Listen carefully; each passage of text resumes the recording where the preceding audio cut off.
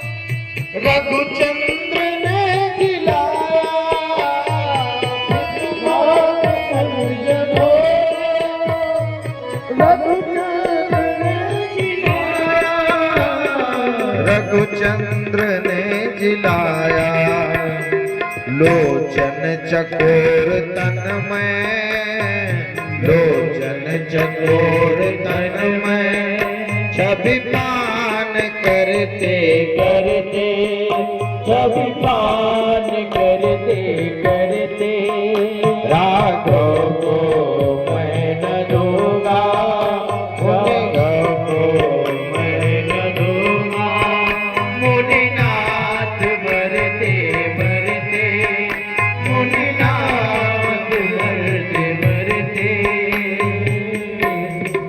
महाराज दशरथ ने स्पष्ट मना कर दिया, महाराज मैं नहीं दे पाऊंगा। तब वशिष्ठ जी ने समझाया,